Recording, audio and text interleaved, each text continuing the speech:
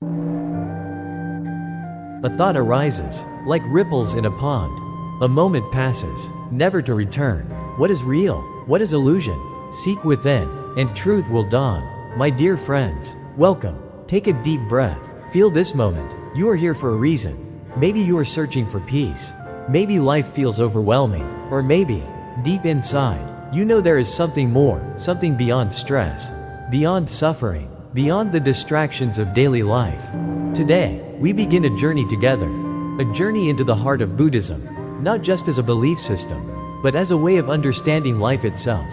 Before we begin, I want to invite you to pause for a moment and reflect. What is the biggest challenge you are facing right now? Is it stress, uncertainty, a feeling of being lost in life? Or is it something deeper, questions about the meaning of existence? Whatever it is, I encourage you to share it in the comments below, and I promise you, I will read and respond. If there is a teaching that can help you, I will share it. If there is wisdom that can guide you, I will offer it. This is not just a video, this is a space for connection. Now, let us begin. Buddhism is not just a religion. It is a path, a way of seeing the world, of understanding suffering, of cultivating peace. The Buddha once said, "Do not believe something just because it is written in scripture. Do not believe it just because it is taught by teachers. Believe it only if, through your own experience, you find it to be true and beneficial." This is the essence of Buddhism. It is not about blind faith. It is about direct experience. It is about seeing clearly, understanding deeply, and living wisely. Let me ask you something. Have you ever felt like happiness is always just out of reach? Like no matter how much you achieve, how much you own, how much you chase success, there is always something missing. This is the very question that led Siddhartha Gautama, the man who became the Buddha, to leave his life of luxury and seek the truth. He had everything, wealth, power, comfort, but deep inside, he knew that these things could not bring lasting peace. And so, he walked away from it all. But let's pause here and reflect. Would you have done the same? If you had everything society tells you is success, money, fame, comfort, would you be willing to give it all up to search for a deeper truth? This is why the Buddha's story is so powerful. Because it is not just his story, it is our story. Every single one of us, at some point, realizes that external things cannot fill an internal void. And that is when true seeking begins. The good news? You do not have to leave everything behind to find the truth. Buddhism teaches that enlightenment is not somewhere far away, it is right here. In this very moment. It is in the way you breathe. It is in the way you observe your thoughts. It is in the way you respond to suffering, not with resistance, but with understanding. And this is why Buddhist principles remain so relevant today. They are not about escaping life, they are about transforming it. Now, before we move forward, I have a small request for you. If anything in this talk has resonated with you, even just one sentence, take a moment to type Buddhism in the comments below. Not for me, but for yourself. Why? Because small actions create big transformations. By typing this word, you are not just engaging with the video, you are making a statement to yourself. I am open to wisdom. I am walking this path with awareness. Now, my dear friends, this is just the beginning. We have spoken of the Buddha's search. But what was his life like before enlightenment? What made him leave everything behind? And what was the one realization that changed everything? In the next part, we will dive into the origins of Buddhism, the journey of Siddhartha Gautama, and the moment he became the awakened one. Until then, may your path be filled with wisdom, compassion, and clarity. Namaste. We spoke of Siddhartha Gautama, a prince who had everything the world could offer, yet felt a deep emptiness inside, a longing for something more, a search for meaning that would change not only his life but the lives of millions for generations to come. But who was he before he became the Buddha? To understand Buddhism, we must first understand the journey of the man behind it, his struggles, his realizations, his transformation, because in his story, we find our own. So, let us go back, more than 2.500 years ago, to a kingdom in ancient India, where a child was born who would one day shake the very foundations of human understanding. His name was Siddhartha Gautama. Born into royalty, he was raised in the lap of luxury. His father, the king, wanted to shield him from all suffering. believing that if his son never saw pain, he would never seek a life beyond the palace walls. And so, from the day he was born, Siddhartha was surrounded only by beauty, pleasure, and comfort. Imagine that for a moment. A life where every desire is fulfilled instantly. Where suffering is hidden from view. Where every discomfort is erased before you can even feel it. Does that sound like happiness? Perhaps, but as we all know, true happiness cannot exist in ignorance. One day, curiosity led Siddhartha beyond the palace gates, and what he saw shattered his world. First, he saw an old man, fragile, weak, his body bent with age. Next, he saw a sick man, suffering, helpless, writhing in pain. Then, he saw a corpse, still, lifeless, a reminder that no matter how great or small, every being must face death. For the first time, he saw the truth of impermanence, the truth that no matter how much we try to avoid suffering, it is inevitable. But there was something else. The fourth sight, a monk, walking with peace in his eyes, a man who, despite knowing suffering, was free from it, a man who had found something beyond temporary happiness. And in that moment, Siddhartha knew, the life of pleasure he had known, the palaces, the riches, the endless distractions, it was all an illusion, a golden cage, but a cage nonetheless. That night, as the kingdom slept, Siddhartha made a choice. He left everything behind, his wealth, his power, his wife and newborn son, not because he did not love them, but because he loved them enough to seek the truth, for himself and for all beings. This was the beginning of a 6-year journey, a journey of hardship, of discipline, of seeking. He studied with great teachers, practiced extreme asceticism, pushed his body to its limits, hoping that self-denial would lead to enlightenment. But it did not. And so, on the brink of death from starvation, he made another choice, the middle way. Not indulgence, not self-torture, balance. And with this realization, he sat beneath the Bodhi tree, vowing not to rise until he found the truth. And then, something incredible happened. After years of searching, after pushing himself to every extreme, he let go. And in that moment of complete surrender, he awakened. The prince was no more. The seeker was no more. There was only the Buddha, the awakened one. Now, let me ask you something. If you had been in Siddhartha's place, if you had seen the same sights, the old man, the sick man, the dead man, how would you have reacted? Would you have tried to forget? Or would you, like him, have sought answers? I want you to take a moment, reflect, and then type "awakening" in the comments below.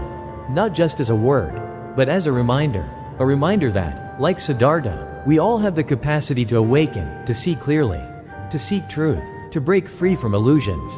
Now, my dear friends, we have only begun to unravel this story. We have spoken of the Buddha's journey, but what did he discover under the Bodhi tree? What was the great truth that transformed him from an ordinary man into a teacher of wisdom for generations to come? In our next talk, we will explore the core principles of Buddhism, the Four Noble Truths, the Eightfold Path, the very essence of the Buddha's awakening. Until then, may your path be filled with clarity and wisdom. Homage to the Buddha, the Dharma, and the Sangha. That the struggles we face, pain, loss, anxiety, dissatisfaction, are not random, but deeply connected to how we perceive the world.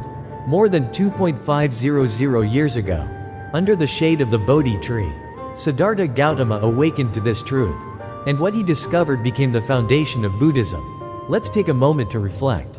Think about the last time you were truly happy. Was it because you got something you wanted? A new job? A relationship? A moment of recognition? And now, think about the last time you felt disappointed or hurt. Was it because something changed? Something you wanted didn't happen? Or something you loved slipped away? This is the very cycle the Buddha saw clearly, the cycle that keeps us trapped in endless craving and suffering. And so, he gave us a roadmap, a way to step outside of this suffering and see life as it truly is. The Buddha did not begin his teachings with gods, rituals, or promises of salvation. He began with suffering. But before you turn away, thinking this is a negative outlook, listen carefully. Because this is not about dwelling on pain. This is about understanding pain, so we can move beyond it. The first truth he taught was simple: suffering exists. Life is full of joy, but also loss, full of pleasure, but also pain. From the moment we are born, we are in a world of constant change, where nothing lasts forever. But suffering is not random. There is a cause. It is not fate, not punishment, not bad luck. It comes from craving, attachment, and the illusion that things should stay the same. And here is the most powerful realization: if suffering has a cause, then it also has a solution. And that solution is letting go of attachment, of illusion, of resistance to change. The Buddha called this freedom, and to reach it, he gave us a path, a way to live that leads to peace, wisdom, and enlightenment. Now, let's stop here for a moment. How does this feel to you? Do you see moments in your own life where these truths apply? Think about a time when you held onto something too tightly, only to feel the pain when it slipped away, or a time when you finally let go, and suddenly felt lighter, freer, more at peace. The Buddha did not promise to remove pain from life, but he showed us how to suffer less, how to stop resisting the nature of things, how to walk a path of clarity, of balance, of wisdom. And that path? It is known as the Noble Eightfold Path. Imagine you are standing at a crossroads. One road leads to confusion, suffering, and endless struggle. The other leads to clarity, peace, and wisdom. Which would you choose? The Buddha gave us 8 steps to walk this path. 8 simple yet profound ways to align our mind, our actions, and our understanding with reality. It begins with wisdom. First, we must learn to see things as they truly are, without illusion, without attachment. This is called right view. Then, we must cultivate right intention, setting our minds toward kindness, compassion, and clarity, rather than selfishness or greed. But wisdom alone is not enough. We must also live with integrity. That is why the next steps focus on our actions. Right speech teaches us to speak with truth and kindness. Right action encourages us to live with honesty and compassion. And right livelihood reminds us that how we make a living should not cause harm to others.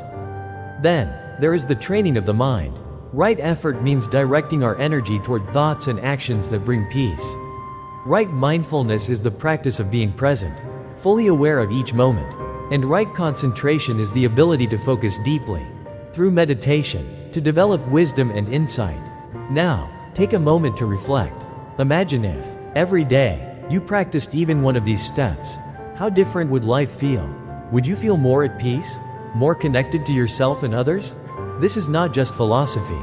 It is a practice, one that has guided millions to a more meaningful, mindful, and fulfilled existence. And now, let me ask you something. If you could change one thing about how you experience life, one shift in perspective that would bring you greater peace, what would it be? Take a moment, think about it, and then, pause this video and type wisdom in the comments below. Why? Because by writing this word, you are making a commitment, not to me, but to yourself, a commitment to seek understanding, to step outside old patterns, to walk this path with awareness. Type it, feel it, let it be a seed of intention. But this is just the beginning. We now understand the path. But how does it change the way we live? How does Buddhist wisdom transform our relationships, our daily struggles, our connection with the world? In our next talk, we will explore how these teachings shape life and society, how they guide us toward compassion, peace, and harmony, not just within, but in the world around us. And I promise you, what we uncover next might change the way you see your daily life forever. Until then, may wisdom light your path. Homage to the Buddha, the Dharma, and the Sangha. Now, imagine this. You wake up tomorrow morning, and for the first time in your life, you see everything with absolute clarity. The worries that used to consume you, they no longer have control. The stress of the past and the fear of the future, they seem distant, almost unreal. Instead, you feel something different, a deep, unshakable peace, a sense of connection, not just to yourself, but to the world around you. This is what happens when Buddhist wisdom is not just understood but lived. We've talked about suffering. We've talked about the path that leads beyond suffering. But now comes the most important question. What happens when we apply this wisdom, not just in our own lives, but in the way we interact with others, in the way we shape the world around us? Because Buddhism is not just about personal enlightenment. It is about transformation of individuals, of relationships, of society itself. Think about this for a moment. How different would the world be if more people practiced mindfulness? If more people spoke with kindness, acted with integrity, lived with compassion? Imagine a world where, instead of reacting with anger, people respond with understanding. Instead of clinging to greed, people live with generosity. Instead of chasing endless distractions, people are present, fully awake in each moment. This is not an impossible dream. It is exactly what Buddhist wisdom teaches us to cultivate. And it starts with a simple shift, a shift in how we think, how we see, how we engage with life. Now, let's bring this down to something even more personal. Think about your relationships, your family, your friends, your coworkers. How many conflicts arise from misunderstanding? From speaking without thinking? From expecting others to be a certain way and feeling disappointed when they are not? Buddhism offers a simple but powerful approach: compassion and mindfulness. When we practice mindfulness, we learn to pause before we react.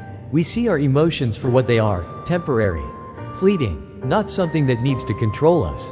When we cultivate compassion, we stop seeing people as obstacles or enemies. We recognize that, just like us, they also struggle, they also suffer, they also seek happiness in their own way. And suddenly, everything shifts. A conversation that could have turned into an argument becomes a moment of understanding. A misunderstanding that could have caused resentment dissolves into patience. A grudge that could have lasted years transforms into forgiveness.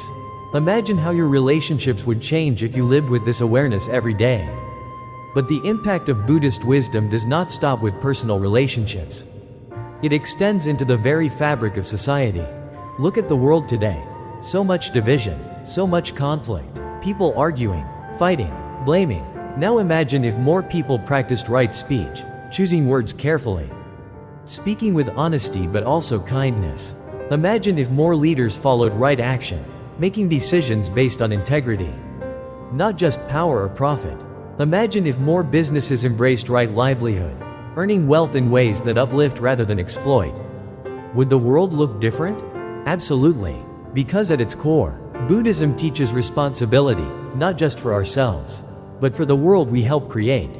And the truth is, whether we realize it or not, we are always shaping the world around us. With every action, with every word, with every choice, we contribute, either to suffering or to peace. So let me ask you this: what kind of world do you want to create? What small shift can you make today, right now, to bring more peace, more wisdom, more kindness into the spaces you touch? Take a moment, reflect on it, and when you're ready, pause this video and type "compassion" in the comments below. Not just as a word, but as an intention, a reminder that this journey is not just about us, it is about something greater. But there is still one more question we must explore. Buddhism is an ancient path, but how does it fit into the modern world of science, technology, and discovery? Is there a connection between the wisdom of the Buddha and the breakthroughs of neuroscience? Do the teachings of impermanence align with what quantum physics is revealing about reality? In our next talk, we will explore the fascinating intersection of Buddhism and science, where ancient wisdom meets modern knowledge. And what you discover might change the way you see not only yourself but the very nature of reality itself. Until then, may compassion guide your heart, and wisdom light your path. Homage to the Buddha, the Dharma, and the Sangha. What if I told you that science is only now beginning to prove what the Buddha realized more than 2,500 years ago? What if the teachings of impermanence, mindfulness, and interconnection, once seen as purely spiritual insights, are now being validated by modern research in neuroscience, psychology, and even quantum physics? Would it change the way you see Buddhism? Would it change the way you see reality itself? Let's start with something simple. Close your eyes for a moment and think about a happy memory. Maybe a childhood moment, a time with someone you love, a feeling of joy, of warmth, of connection. Now, open your eyes. Where is that memory? It feels real, right? But scientifically speaking, it is nothing more than electrical signals firing in your brain. Now, let's flip this. Think about a fear or worry that has been on your mind lately. Maybe something about the future, something that keeps you up at night. But pause. Has it happened yet? Or is it just a thought? Just another collection of neurons activating in your brain? Here's the truth. Most of what we experience is not reality itself. It is our mind's interpretation of it. And this is exactly what the Buddha taught. He said that our suffering does not come from life itself. but from our mind's attachment to thoughts, emotions, and perceptions. Today, neuroscience confirms this. Studies show that our brains are constantly predicting and shaping our experience. Not based on truth, but based on past conditioning. This is why two people can experience the exact same event, yet react in completely different ways. A challenge that makes one person anxious might excite another. A loss that breaks one person might strengthen another. Because it is not the event itself that causes suffering. It is how the mind interprets it. And this is where mindfulness comes in. Modern research now proves that practicing mindfulness literally changes the brain. Studies in neuroscience have shown that meditation increases gray matter in the prefrontal cortex, the area responsible for decision-making, emotional regulation, and self-awareness. At the same time, it reduces activity in the amygdala, the part of the brain responsible for stress and fear responses. In simple terms, the more we practice mindfulness, the less reactive we become. The more we train the mind, the freer we are from unnecessary suffering. This is not just philosophy. It is biological, it is scientific, and it means that peace is not something we need to find outside ourselves. It is something we can train, develop, and strengthen, just like a muscle. So if you have ever thought, I can't control my thoughts, my mind is always restless, I can never be at peace, science and Buddhism both have the same answer for you. Yes, you can. You just haven't trained your mind yet. But this connection between Buddhism and science goes even deeper. Let's talk about impermanence. The Buddha taught that nothing is fixed. Nothing is permanent. Everything is in constant motion, changing moment by moment. Now, let's look at modern physics. Quantum mechanics tells us that at the smallest level, nothing is solid. Particles are always moving, shifting, appearing and disappearing in ways that defy logic. In fact, some scientists suggest that reality itself may not be as solid as we once believed. That what we see, what we touch, what we experience, is just an interpretation created by the mind. Sound familiar? The Buddha taught that clinging to things as if they are permanent leads to suffering. Quantum physics shows us that even at a molecular level, permanence is an illusion. Different fields, different languages, but the same truth. So, what does this mean for us? It means that Buddhism is not about blind faith. It is about direct experience. It means that what we practice, mindfulness, letting go, seeing reality as it is not just ancient wisdom. It is a science of the mind, a method for deep transformation. And it means that everything we need to be at peace, to be free, to be awake, is already within us. Now, let's pause here. What is one thing in your life that you cling to, something you resist letting go of? Even though you know it is changing? Maybe it's a relationship, maybe it's an expectation, maybe it's a version of yourself that no longer fits. Whatever it is, take a deep breath and think about it for a moment. And then, pause this video and type impermanence in the comments below. Not just as a word, but as a reminder that nothing lasts forever, but that is not something to fear. That is something to embrace. Now, my dear friends, we have seen how Buddhism aligns with modern science. But what does this look like in daily life? How do we actually practice these insights, not just in meditation, but in the way we live, in the way we respond to stress, in the way we find meaning and purpose? In our next talk, we will explore the practical application of Buddhist wisdom, how to bring mindfulness, compassion, and balance into everyday life. And I promise you, this is where everything we have learned so far becomes truly transformative. Until then, may wisdom guide your steps, and may you find peace in every breath. Homage to the Buddha, the Dharma, and the Sangha. Now, think about your daily life, the people you meet, the challenges you face, the moments of joy, the moments of frustration. How many times have you thought, I wish I could handle this better. I wish I didn't get so stressed. I wish I could stay calm no matter what happens. You are not alone. Most of us believe that peace comes when everything around us is calm. That happiness comes when life gives us what we want. That balance is something we will have one day, when all our problems disappear. But here is the truth. Life will never stop changing. Challenges will always arise. Uncertainty will always exist. So instead of trying to control everything around us, what if we learned to master our own mind? What if we trained ourselves to stay steady, no matter what storms come our way? Because that is what Buddhist wisdom is really about. not just understanding life, but living it differently.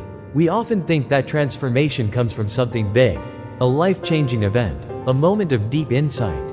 But in reality, it is the small things that shape who we are.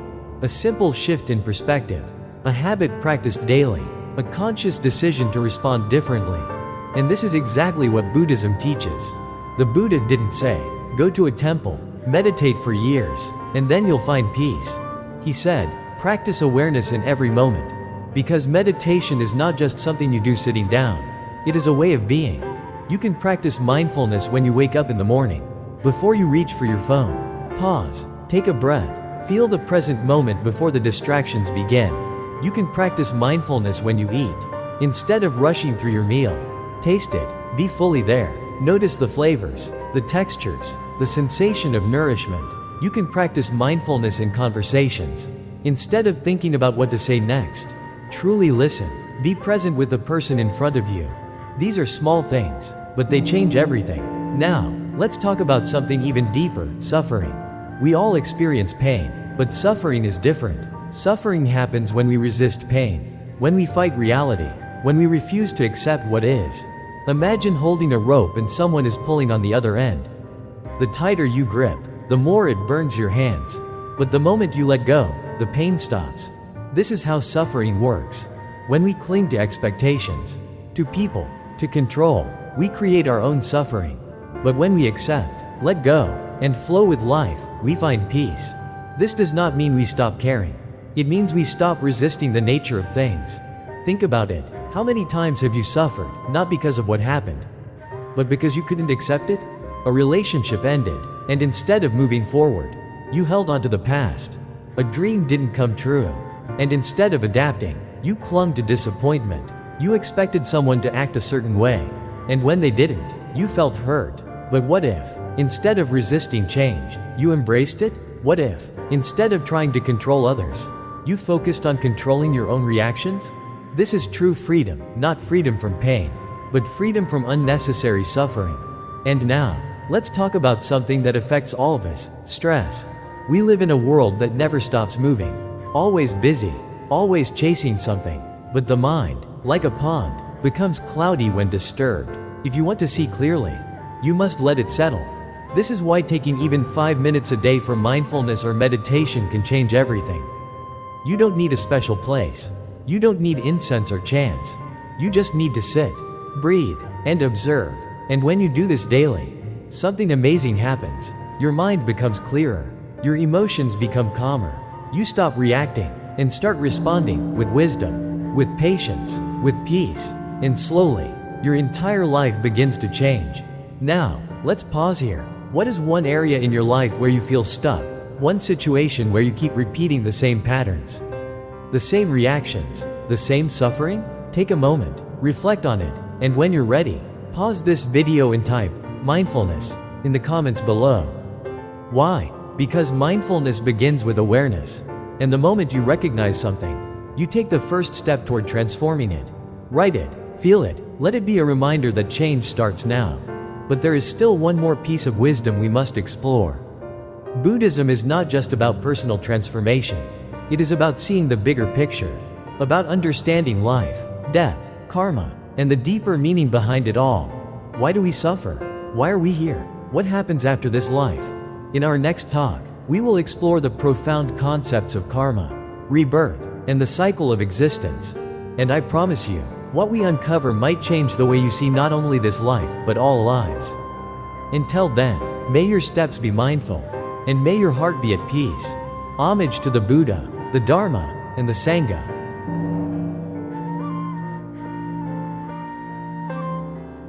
Have you ever felt like certain events in your life were meant to happen? Like there was an invisible thread connecting past choices to present outcomes? Or maybe you've met someone for the first time, yet felt like you've known them forever? Some call it coincidence, some call it fate, but in Buddhism, there is another explanation, karma. And when we truly understand karma, we begin to see that nothing in life is random. Most people think karma means good things happen to good people, and bad things happen to bad people. But it's not that simple. Karma is not a system of reward and punishment. It is a law of cause and effect. Every thought, every action, Every word you speak creates an energy that ripples through time.